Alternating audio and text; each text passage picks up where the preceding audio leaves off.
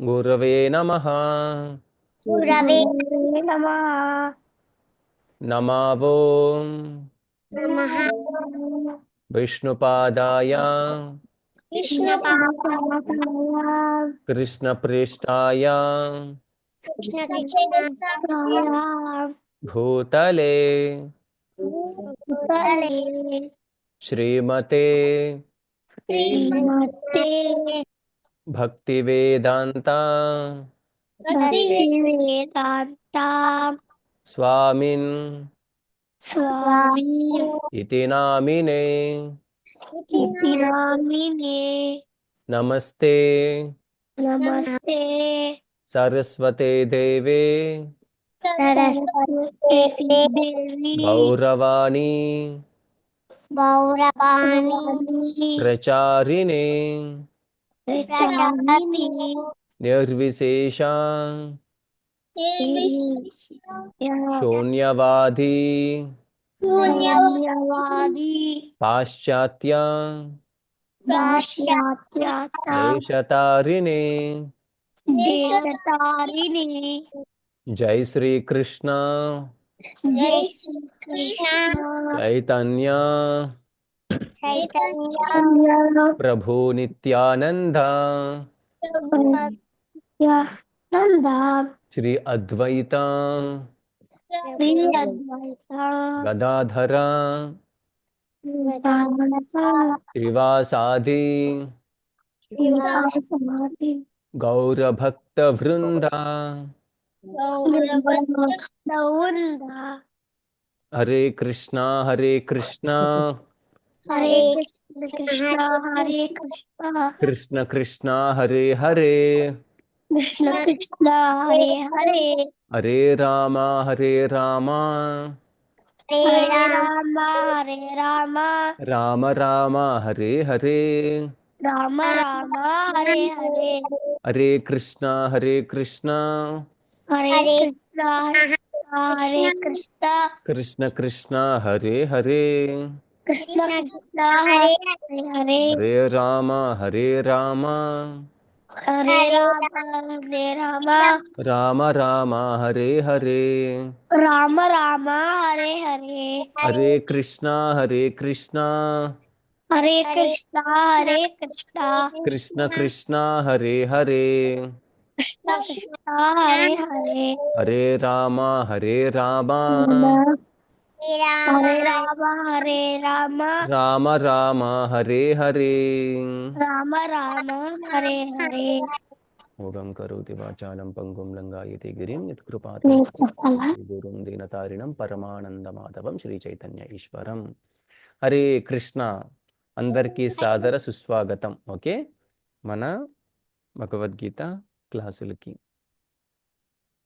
ఇవాళ మనము ఒక చక్కటి శ్లోకము పఠించుకుందాం. ఓకే, ఆ శ్లోకాన్ని మనము 1-2 సార్లు బాగా పలికిన తర్వాత నేను మీకు ఒక చిన్న కథ చెప్తాను ఆ శ్లోకం గురించి. ఆ తర్వాత మనం మీకు ఏమైనా ప్రశ్నలు ఉంటే తీసుకొని ముగించుకుందాం క్లాస్ని. ఓకే, నేను నా స్క్రీన్ షేర్ చేస్తాను. మీకు అందరికీ కనిపించినట్లయితే నాకు చెప్పండి.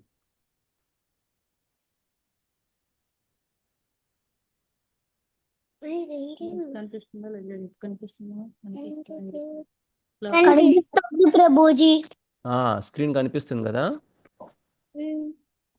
ఓకే ఓకే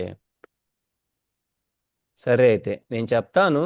నేను చెప్పిన తర్వాత మీరందరూ కూడా ఒకసారి దీనిని పఠించాలి. ఓకే, ఇది భగవద్గీత 4వ అధ్యాయం 8వ శ్లోకం. ఓకే, అందుకే దీనిని బీజీ అని రాశారు. ఇక్కడ బీజీ అని కనిపిస్తుంది అందరికి. బీజీ అంటే భగవద్గీత. 4 ఉంది. 4 అంటే 4th చాప్టర్. చాప్టర్ 8 అంటే 8th శ్లోక. 4th చాప్టర్ 4వ అధ్యాయంలో ఉన్నటువంటి 8వ శ్లోకాన్ని మనము పఠించుకుంటున్నాం. ఇప్పుడు నేను భగవద్గీతలో ఎన్ని అధ్యాయాలు ఉన్నాయంటే ఏమని చెప్తారు? ఎవరికైనా తెలిసి మన భగవద్గీతలో ఎన్ని అధ్యాయాలు ఉన్నాయో, ఎన్ని చాప్టర్స్ ఉన్నాయి భగవద్గీతలో? 18. మీరు వెరీ గుడ్. 18 చాప్టర్స్ ఉన్నాయి భగవద్గీతలో. మొత్తం 18 చాప్టర్స్, 18 అధ్యాయాలు ఉన్నాయి. మనం ఎన్నో అధ్యాయంలో ఉన్నాం ఇవాళ? 4. Fourth fourth yes. 4వ పద్యం గురువు గారు. 4వ అధ్యాయం 8వ శ్లోకంలో ఉన్నాం. ఓకే, సరే అయితే నేను చెప్తాను, నేను చెప్పిన తర్వాత మీరు పఠించాలి దీన్ని. పరిత్రాణాయ సాధూనాం పవిత్ర సాధూనాం వినాశాయ చ దుష్కృతాం వినాశాయ దుష్కృతాం ధర్మ సంస్థాపనార్థాయ ధర్మ సంస్థాపనాయ ధర్మ సంస్థాపనార్థాయ. ధర్మ సంస్థాపనాయ. సరే, దీన్ని విడమర్చి చదువుకుందాం. ధర్మ సంస్థాప ధర్మ సంస్థాప ధర్మ సంస్థాపన ధర్మ సంస్థాపన. నేను మళ్ళీ చెప్తాను, నేను చెప్పిన తర్వాత కొంచెం విని ఆ తర్వాత మీరు పలకండి, సరేనా? ధర్మ సంస్థాపన ధర్మ సంస్థాపన అర్థాయ అర్థాయ సంభవామి యుగే యుగే. సంభవామి యుగి యుగి. నేను మళ్ళీ చెప్తాను, చెప్పిన తర్వాత మీరు మళ్ళీ పలకండి. పరిత్రాణాయ సాధూనాం పవిత్రాయ సాధూనాం పరిత్రాణాయ సాధూనాం పవిత్రాయ సాధూనాం పరిత్రాణాయ సాధూనాం పవిత్రాయ సాధూనాం వినాశాయ చ దుష్కృతాం దుష్కృతాం వినాశాయ చ దుష్కృతాం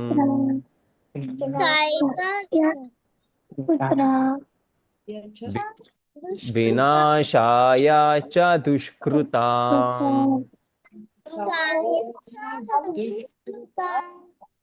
వినాశాయ చ దుష్కృతాం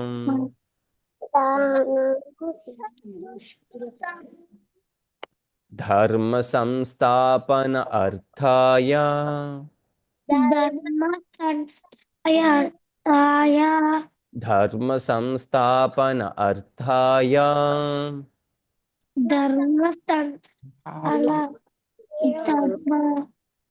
ధర్మ సంస్థాపన అర్థాయ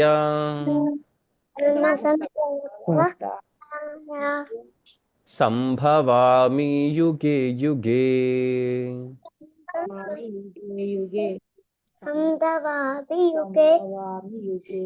సంభవామి యుగే యుగే.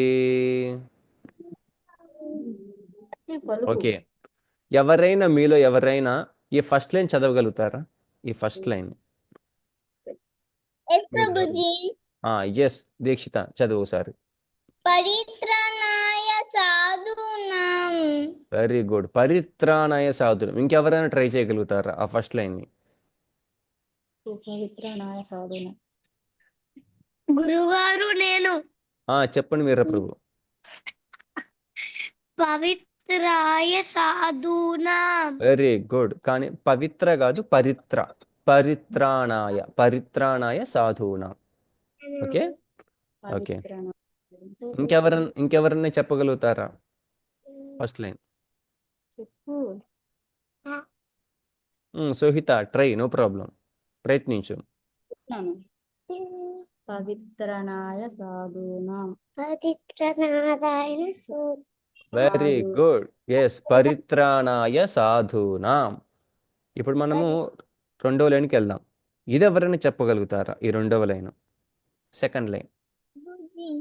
ఎస్ దీక్షిత, చెప్పు. వినాశాయ దుష్కృతం. వినాశాయ చ దుష్కృతాం. కరెక్ట్. ఇంకెవరైనా ట్రై చేయగలరా? వినాశాయ చ దుష్కృతాం అని ఎవరైనా చెప్పగలుగుతారా? ఇంకెవరన్నా? సోహిత? చెప్పు నాన్న. వినాశాయ చ దుష్కృతం. Very good. వినాశాయ చదుష్కృతాం. కరెక్ట్. సరే, ఇంకెవరైనా చెప్తారా? సరే, అయితే మనము మూడో లైన్కి వెళ్దాం. ధర్మ సంస్థాపన అర్థాయ. ఇది ఎవరైనా చెప్తారా? ప్రభుజీ చెప్పు దీక్షిత. ధర్మ సంస్థాపనార్థాయం. ఎస్, ధర్మ సంస్థాపనార్థాయ. లేదంటే విడమీసి చదివితే దీన్ని కొంచెం విడదీసి చదివితే ధర్మ సంస్థాపన అర్థాయ అలా కూడా చదవచ్చు. ఇంకెవరన్నా చెప్పగలుగుతారా?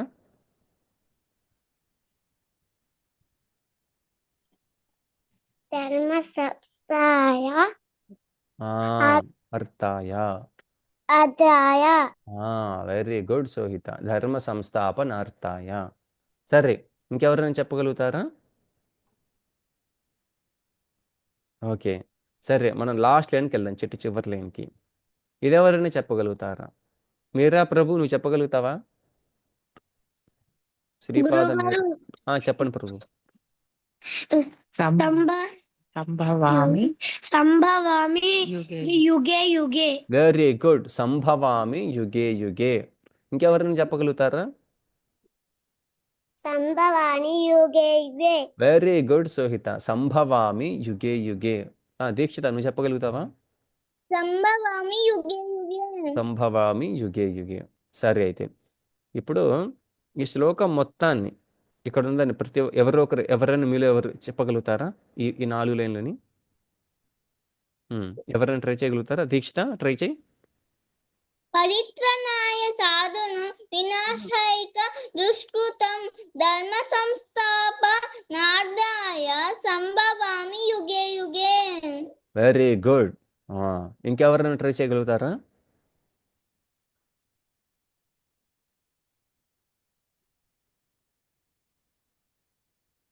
ఓకే, పర్లేదు. నేను మళ్ళీ చెప్తాను ఒకసారి.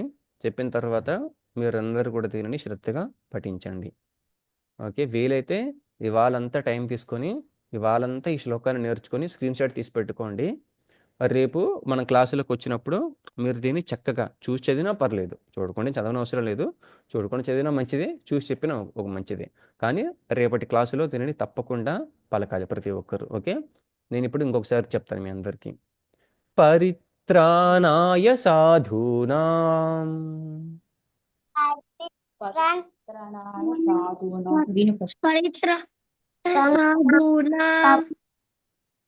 వినాశాయ చ దుష్కృతాం.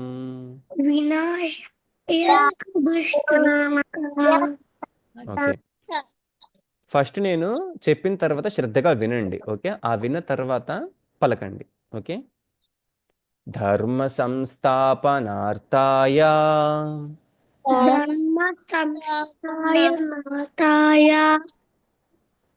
సంభవామి యుగే యుగే.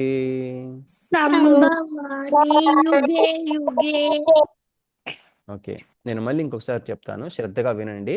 విన్న తర్వాత దాన్ని పలకండి. ఓకే, పరిత్రాణాయ సాధూనాం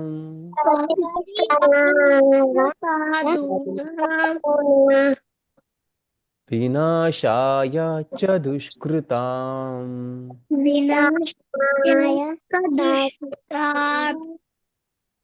ధర్మ సంస్థాపనార్థాయ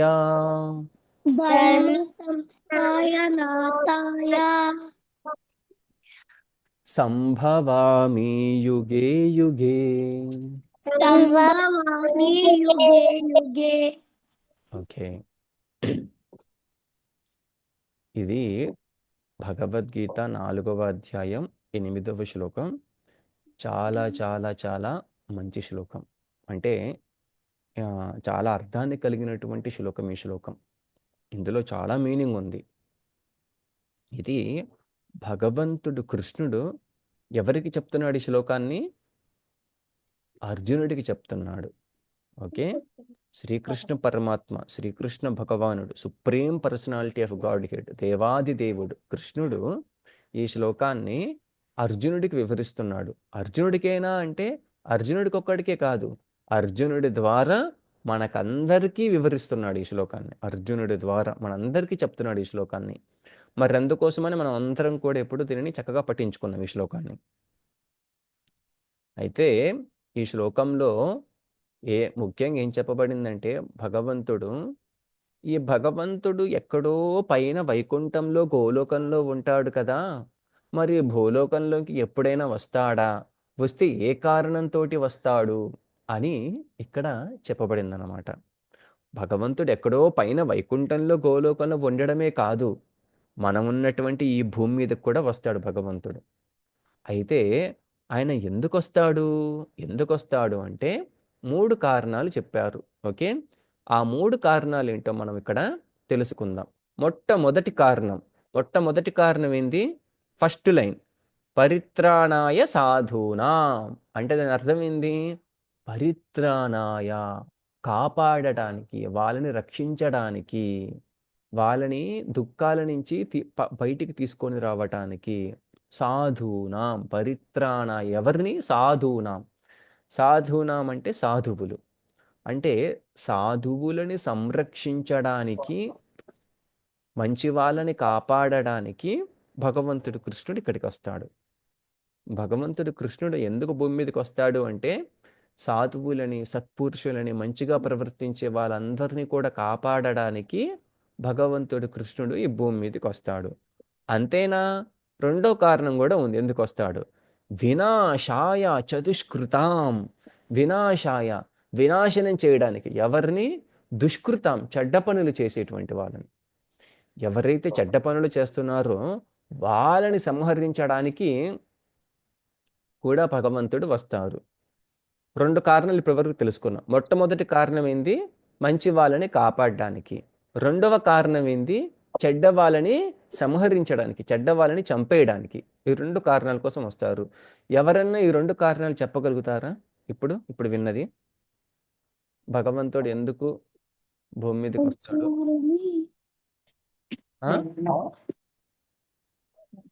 ఎస్ మీరా, శ్రీపాద మీరా, చెప్పండి ప్రభు.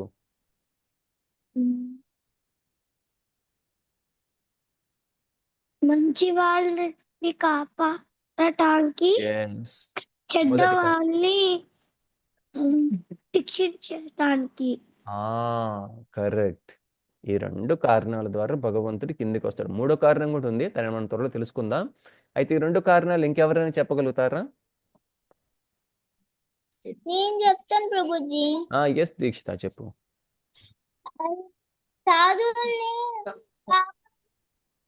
ఓకే, సాధువుల్ని సంరక్షించడానికి, కాపాడడానికి. ఇంకా నీ వాయిస్ సరిగా క్లారిటీగా లేదు దీక్షిత. కొంచెం ఫోన్ కానీ ఇయర్ ఫోన్స్ కానీ దగ్గర పెట్టుకొని మాట్లాడు.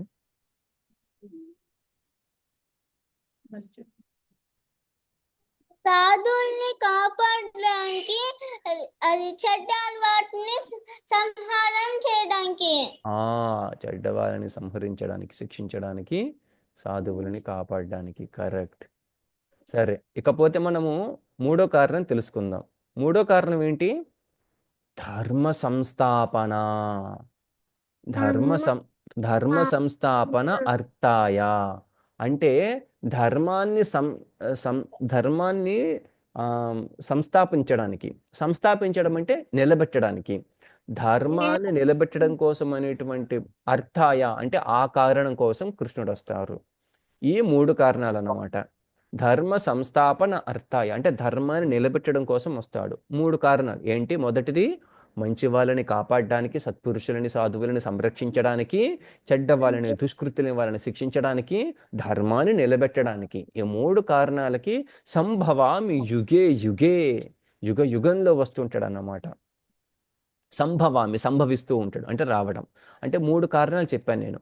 మంచి వాళ్ళని కాపాడడానికి, చెడ్డ వాళ్ళని సంరక్షించడానికి, ధర్మాన్ని నిలబెట్టడానికి, ధర్మాన్ని కాపాడడానికి. మీలో ఎవరైనా చెప్పగలుగుతారు ఈ 3 కారణాలు? నేను ప్రభుజీ. ఎస్ మీరా ప్రభు, చెప్పండి ప్రభు. మంచి వాళ్ళని కాపాడటానికి చెడ్డ వాళ్ళని సంరక్షించడానికి ధర్మాన్ని కాపాడడానికి నిలబెట్టడానికి.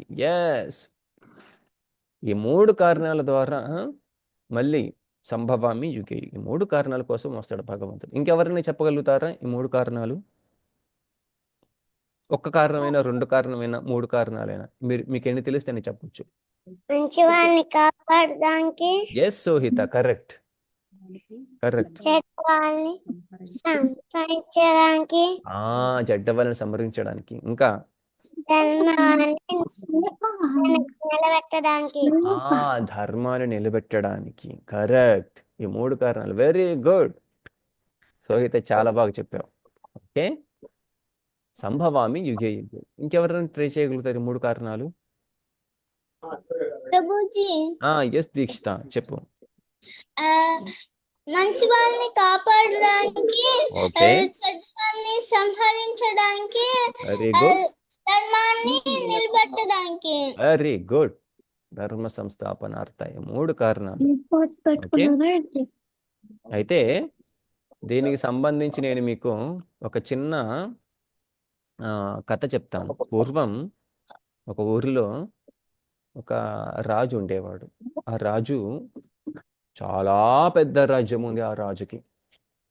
ఆ రాజు కింద చాలా మంది మంత్రులు ఉన్నారు.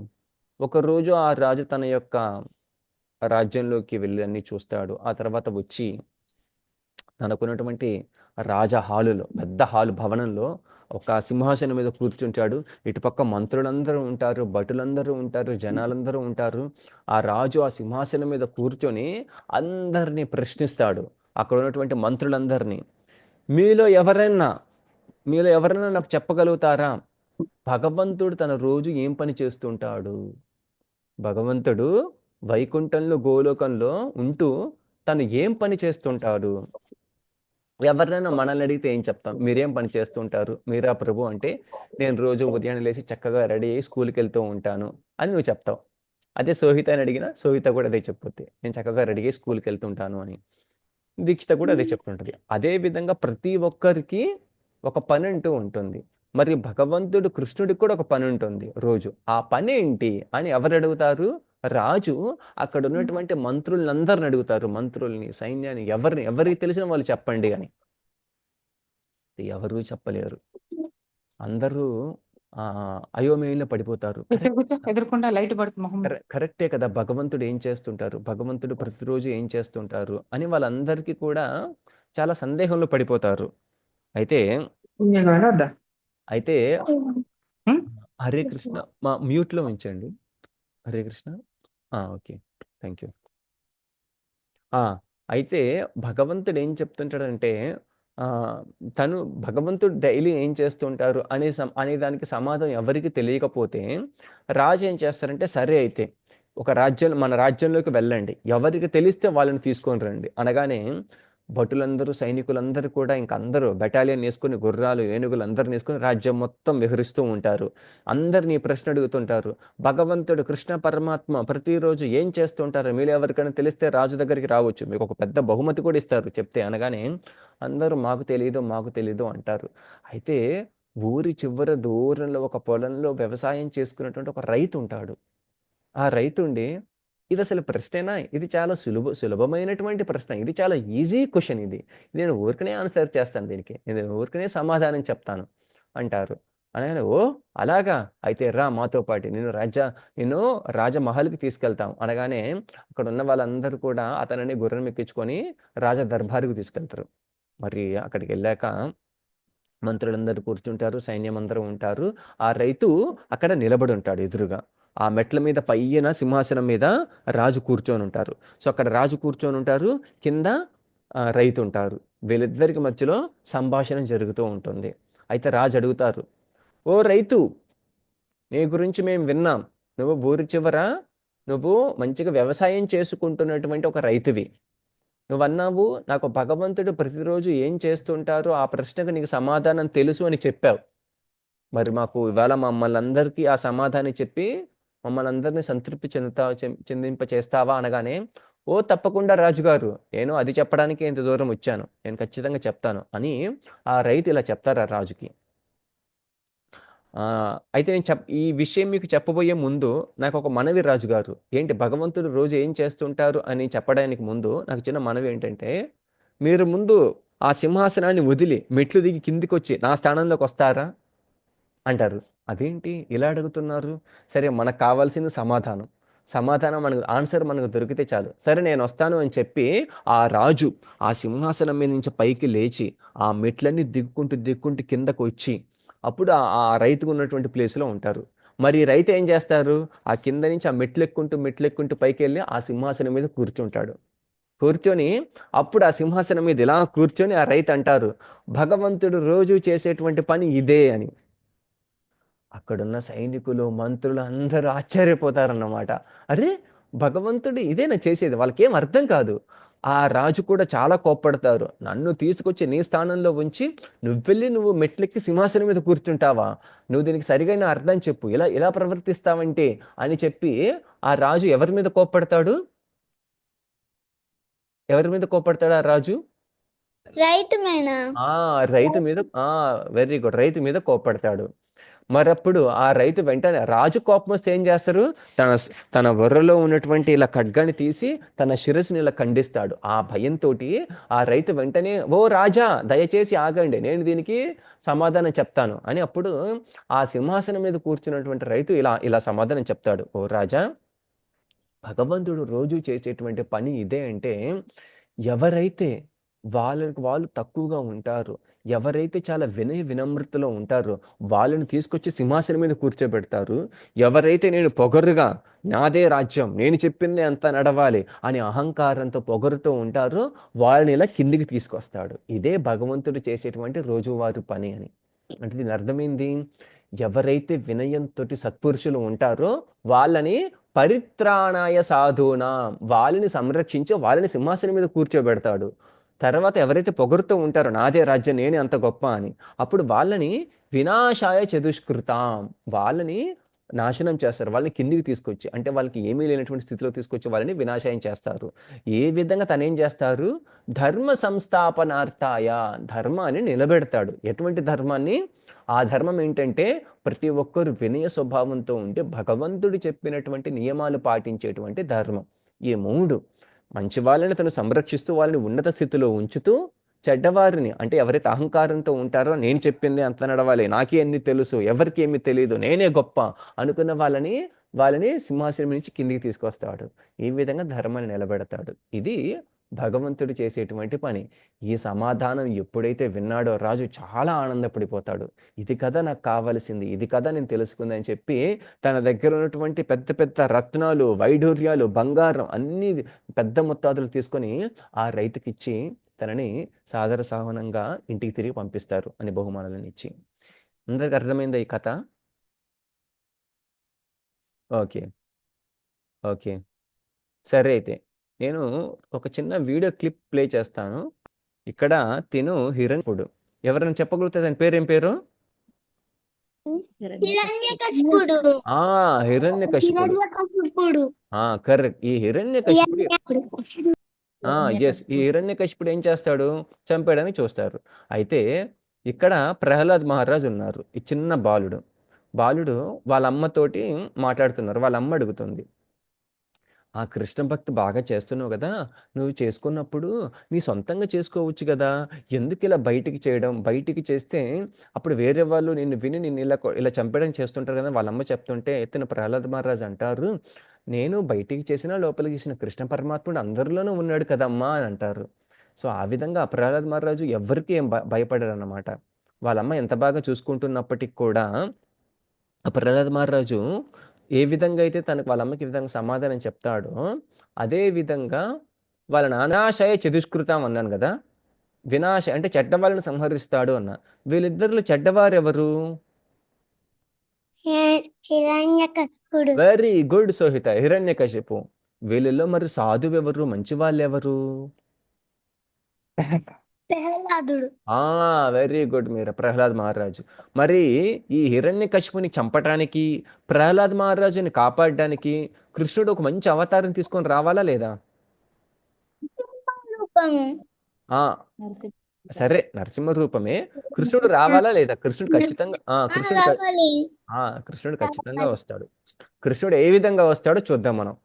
ఇంక ఈ విధంగా ప్రహ్లాదుని తీసుకెళ్ళి ఇలా కొట్టి ఇలా చేస్తున్నప్పుడు, ఇదిగో ఈ గదితోటి నేను చంపేస్తాను అంటారు. ఎవరొచ్చి నిన్ను కాపాడతారు చూడు అనగానే అప్పుడు ప్రహ్లాదుడు ఉండి, నన్ను కాపాడడానికి నారాయణుడు ఉన్నాడు, నిన్ను కూడా అలాగే కాపాడుతున్నాడు కూడా అని చెప్తారు.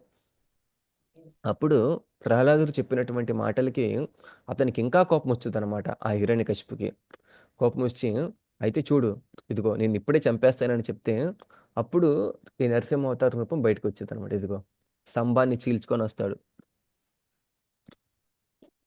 ఇదిగో కొంచెం ముందుకెళ్దాం, కొంచెం వెనక్కి వెళ్దాం, ఏ విధంగా తిరిగి వస్తాడు. రాజు అడుగుతారు, నీ దేవుడు అన్ని చోట్ల ఉన్నాడు అంటున్నావు, మరి స్తంభంలో కూడా ఉంటారు అనగానే, స్తంభంలో ఏంటి అన్ని చోట్ల ఉంటారు, కాకపోతే నువ్వు ప్రయత్నించు అనగానే అతడు తన దగ్గర ఉన్న గదతోటి స్తంభాన్ని ఇలా పగల కొడతాడు. రేపు నరసింహ చతుర్దశి. నరసింహ చతుర్దశి అంటే నరసింహమూర్తి ఇలాగా స్తంభంలో నుంచి బయటకు వచ్చినటువంటి రోజు. మనందరి అదృష్టం ఏంటంటే మనందరికి దగ్గరలోనే మన ఆంధ్రప్రదేశ్లోనే మనమందరం అహోబిలం వెళ్తే అక్కడ ఇంకా స్తంభం ఉంది. ఆ స్తంభం నుంచి వచ్చినటువంటి నరసింహస్వామి, అతనిని అక్కడ ఉగ్ర నరసింహ స్తంభం అంటారు. ఆ స్తంభాన్ని మేము ఆ స్తంభంకి వెళ్ళాము. ఆ కొండ పైకెక్కి మళ్ళీ ఇంకా పైకెక్కి చివరికి వెళ్ళాలి. చాలా భయపడుతూ వెళ్ళాం మేము. కానీ భగవన్నామ స్మరణ చేసుకోవడం వల్ల మాకేమీ కాలేదు. మేము ఆ స్తంభాన్ని దర్శించుకోగలిగాము. ఆ తర్వాత కిందికి వస్తే నరసింహస్వామి హిరణ్యకశిపుని ఇలాగ పట్టి చీల్చినటువంటి జ్వాలా నరసింహ అది కూడా ఉంటుంది అహోబిలం వెళ్ళినప్పుడు. అహోబిలంలో 9 నరసింహస్వాములు ఉంటారు. ఎవరెవరంటే నేను చెప్తాను. జ్వాల నరసింహ, ఉగ్ర నరసింహ, వరాహ నరసింహ, కారంజ నరసింహ, మాలోల నరసింహ, భార్గవ నరసింహ, పావన నరసింహ, యోగా నరసింహ, ఛత్రవట నరసింహ. ఇలాగా ఈ నరసింహసేవులు అంటారు. మామూలుగా లక్ష్మీ నరసింహ విగ్రహం కూడా. ఎప్పుడైనా వీలైతే కుదిరితే అక్కడికి వెళ్ళండి. ఓకే, ఇంకా మనం ఈ వీడియో చూద్దాం. వెళ్తాడు నరసింహస్వామి దగ్గరికి వెళ్తే నరసింహస్వామి ప్రహ్లాద మహారాజుని తీసుకొని ఒళ్ళో కూర్చోబెట్టుకొని ఇలా నిమురుతూ ఉండి చాలా ప్రేమగా చూసుకుంటాడు. అంటే దాని అర్థం ఏంటి? భగవంతుడు తన భక్తుల్ని బిడ్డల్లాగా చూసుకుంటారు. అందుకే పరిత్రాణాయ సాధనం. ఇప్పుడు చూడు, తనకి విష్ణుమూర్తి అవతారం వచ్చింది నరసింహదేవుడికి. వచ్చి నువ్వు పెద్దయిన తర్వాత రాజ్యాన్ని పరిపాలించు అని దీవించి వెళ్ళి తర్వాత నువ్వు వైకుంఠ గోలోకానికి తిరిగి రావచ్చు అని చెప్తాడన్నమాట. సో ఇది ఇవాళటి కథ. రేపు నరసింహ చతుర్దశి, అంటే రేపు నరసింహ అవతారం తీసుకున్నటువంటి రోజు. నేను వీలైతే మన గ్రూపులో నరసింహ స్తోత్రం ఒకటి పెడతాను, అది వీలైతే పఠించండి, అది చాలా చాలా మంచిది. ఓకే. ఉగ్రం వీరం మహావిష్ణుం జ్వలంతం సర్వతోముఖం నరసింహం భీషణం భద్రం మృత్యోర్మృత్యుర్నమామ్యహం. జై నరసింహ శ్రీ నరసింహ జయ జయ నరసింహదేవా ప్రహ్లాదేశ జయ పద్మముఖ పద్మ భృంగం. హరే కృష్ణ. ఏదైతే మనం ఇవాళ శ్లోకం చదువుకున్న పరిత్రాణాయ సాధూనాం, ఆ శ్లోకాన్ని రేపటికి కొంచెం 1-4 సార్లు పఠించి రెడీగా ఉండండి, సరేనా? ఇవాళకి మనం ఈ సెషన్ని ఎండ్ చేద్దాం. అందరూ ఒకసారి చెప్పండి, హరే కృష్ణ హరే కృష్ణ హరే కృష్ణ హరే కృష్ణ కృష్ణ కృష్ణ హరే హరే కృష్ణ హరే హరే హరే రామ హరే రామ హరే రామ హరే రామ రామ రామ హరే హరే రామ రామ హరే హరే హరి బోల్. హరి బోల్. హరే కృష్ణ.